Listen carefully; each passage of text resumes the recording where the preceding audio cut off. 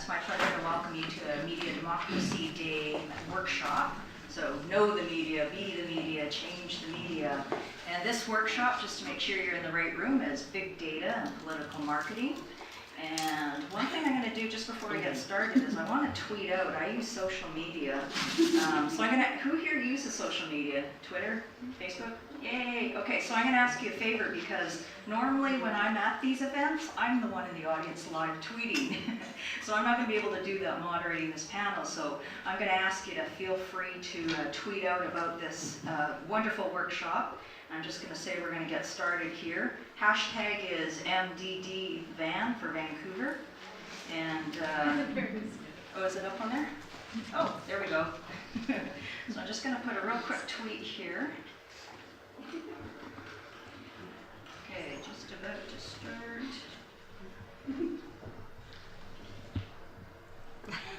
Big data. Let's hope the servers work. Yeah, right. This will be a good test. Big data and This morning. yes, Marie was very good. I was tweeting late last night. Oh, I have them all loaded up.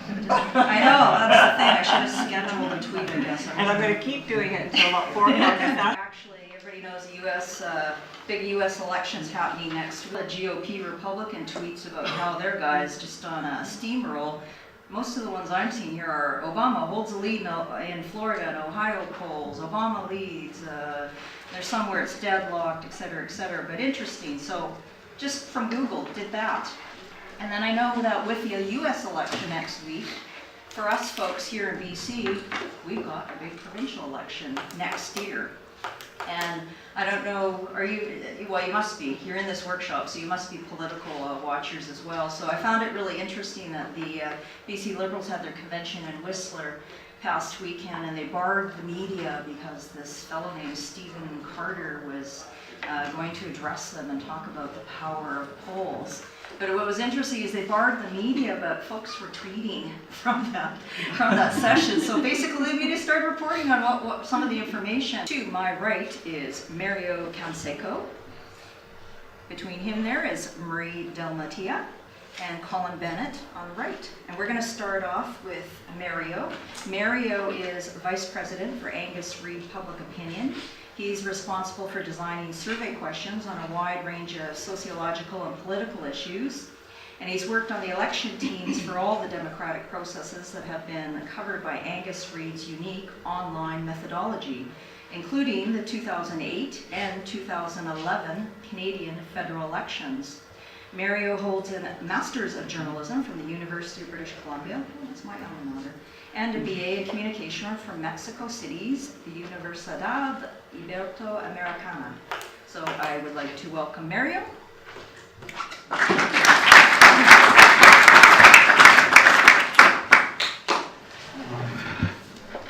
Thank you for being here. This is a fun day for me. We have this election on Tuesday, which you would probably have read about. We're doing some surveys, and I'm just waiting for tables. And the best way to kill time when you're waiting for tables and basically crossing every single finger that you have is to be distracted. So this is going to be a wonderful distraction from waiting for tables and trying to see what's going to happen on Tuesday. I was thrilled to be invited to be here and to talk a little bit about polling. There's a lot of discussions about it, not only in the US as far as what's going to happen next Tuesday, but also on how polls can be used, when polls are wrong, how can you use polls to advance specific things that you want to do politically. And I'm going to talk really briefly with some examples that I have. That's way too high. There we go. So what can polling do? It's useless, and I'll be the first one to admit it. It's useless unless you have two basic elements. And one of them is to have a representative sample. This is a careful definition of the group you're going to be contacting. The second element is having well-defined questions, the ability to give respondents an opportunity to express how they feel about something or a candidate. So without those two, you can't do a poll. If you don't have a representative sample, and this is something that is happening a lot in social media, but I have 70,000 followers. That doesn't mean you have 70,000 voters. And it's all about having that representative nature to your sample when you're doing the survey, and to have questions that work. And this is something that happens a lot with the But clients, for instance, would basically come to us and say, we need you to say that 80% of Canadians love our beverage. Well, you know what, I can't do that. I can ask if they love it, and then I can tell you whether that happens or not. We can't really modify questions to suit an agenda. Some people do it, I don't. Next one, please. So how is it useful? In a political context, you seek the answer to 3 questions. The first one is, who is with you? To gauge the level of support for parties, candidates, and policies in an unbiased fashion. The second one is, who could be with you? Examining ways in which a voter who is currently not supporting you can do so. And the third one is, who won't be with you? And it saves time and resources by focusing on those who could be swayed. You don't knock on the door of somebody who is actually having a sign for the opposing party. You basically move to the next door. So, whoa, it's not supposed to look that way. No, it's fine. There's another one. You want to press it again? There we go. So, wow, I was really tired last night. But anyway, here's an example. This is from a Canadian province. And we were looking at the possibilities of the opposition party in this Canadian province of forming the government before the election. This is one of the elections that we covered last year. Yes, take a look. So what we have here is the universe that the opposition party could conceivably have. And we have that universe at 40% of the electorate. So conceivably, if you get 40% of people to vote for you, you can form a government in Canada.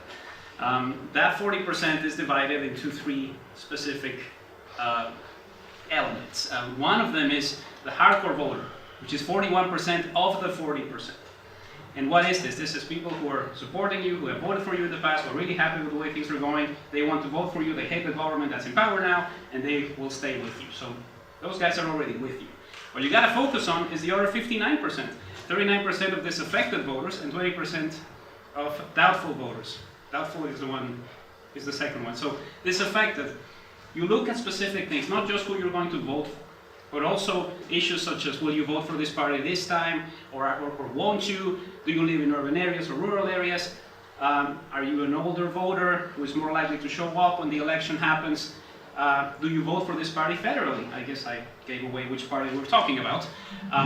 Do you like the current leader or not? And that allows you to see whether there's ways to move those disaffected and doubtful voters into becoming voters who are going to show up and be as good for your party as the hardcore voters that we've already identified.